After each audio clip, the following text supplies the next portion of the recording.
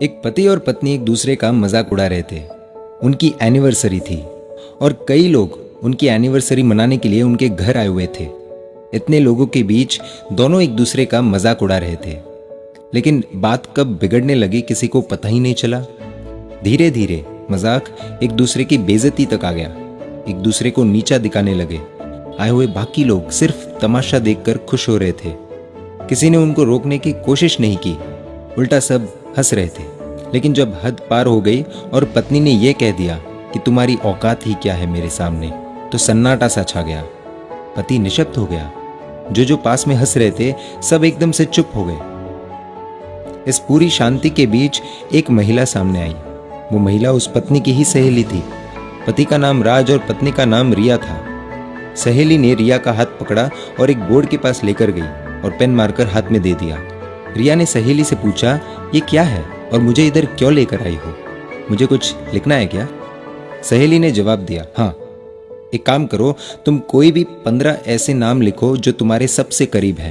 रिया ने नाम लिखने शुरू किए। माता पिता, सास ससुर, पति, बेटा, अन्य रिश्तेदार और कुछ खास दोस्तों के नाम लिख दिए।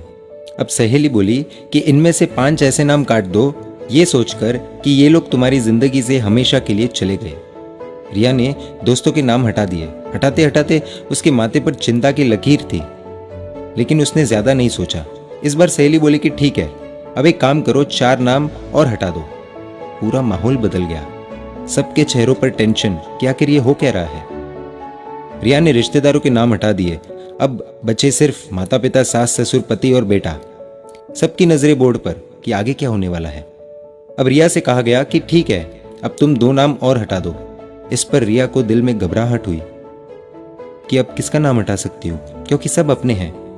लेकिन सहेली के कहने पर 2 नाम हटाने थे, तो भावुक चेहरे और माथे पर पसीने के साथ उसने सास और ससुर का नाम हटा दिया और बोली कि उन माँ बाप का नाम मैं नहीं हटा सकती जिन्होंने मुझे जन्म दिया है।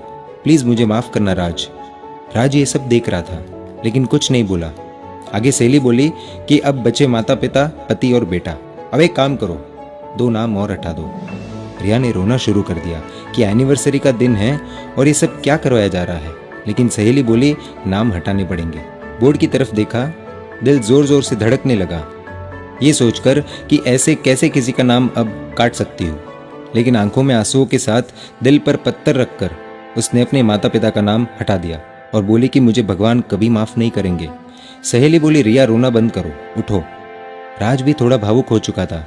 बाकी सब लोग निशब्द। अब सहेली बोली, बोर्ड पर पति और बेटा है, दोनों में से किसी एक को चुनना होगा तुम्हें। रिया, यदि इन दोनों में से एक का नाम हटाना हो तो वो कौन होगा? रिया की आंखों से आंसू बह रहे हैं कि प्लीज ये सब बंद करो। लेकिन सहेली नहीं मानी और बोली, उठो रिया और एक नाम हटाओ। 15 मिनट सोचने के बाद रिया ने आंखों में आंसुओं के साथ अपने बेटे का नाम हटा दिया। राज देखता रह गया। सब लोग शॉक कि रिया ने ये क्या कर दिया। एक माँ अपने बेटे का नाम कैसे हटा सकती है? आप भी यही सोच रहे होंगे। तब सहेली ने रिया से पूछा कि ऐसा क्यों किया? एक माँ होकर अपने बेटे को ठुकरा दिया और पति को चुन लिया, ऐसा क्यों किया तुमने? तो रिया बोली कि माता पिता, सास ससुर आज नहीं तो कल भगवान के पास चले जाएंगे, क्योंकि वो सब बड़े हैं और कुदरत का नियम है, जो आया है उसे जाना ही है। और बेटा शायद अपनी शादी के बाद मुझसे अलग हो जाएगा। हो सकता है मुझे आश्रम भेज दे, हो सकता है मेरी सेवा करे, या ऐसा भी हो सकता है कि मुझे घर से निकाल दे, क्योंकि आजकल की जनरेशन का क्या भरोसा। रोते रोते राज के पास गई और बोली कि इन सबके बीच राज, जो मेरा पति है, वो मुझे कभी नहीं छोड़ेगा और आखिरी सांस तक मेरा साथ देगा और मेरी रक्षा करेगा, मेरी देखभाल करेगा। मेरी हर जरूरत वही पूरी करता है, मेरी हर जिद भी वही पूरी करता है। राज की आंखों से कब आंसू गिरने लगे उसे पता ही नहीं चला। पूरा माहौल बदल गया। जितने भी लोग उधर मौजूद थे सब रोने लगे। सहेली बोली कि जिस पति से इतनी उम्मीदें हैं, उसी पति की औकात की बात तुमने सबके सामने की।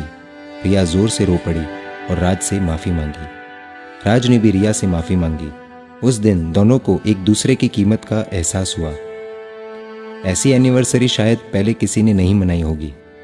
सहेली ने रिया को सही रास्ता दिखाया और शायद एक परिवार को ये सिखाया कि परिवार क्या होता है। बाकी सब तो सिर्फ उनके झगड़े का इंतजार कर रहे थे। दोस्तों, इस कहानी से आपको क्या सीख मिली, प्लीज़ हमें कमेंट करके बताएं। और यदि आपको लगता है कि इस वीडियो से किसी परिवार का भला होगा तो प्लीज़ शेयर कीजिए। और ऐसी इमोशनल कहानियों के लिए emotional video stories page like कर दीजिए।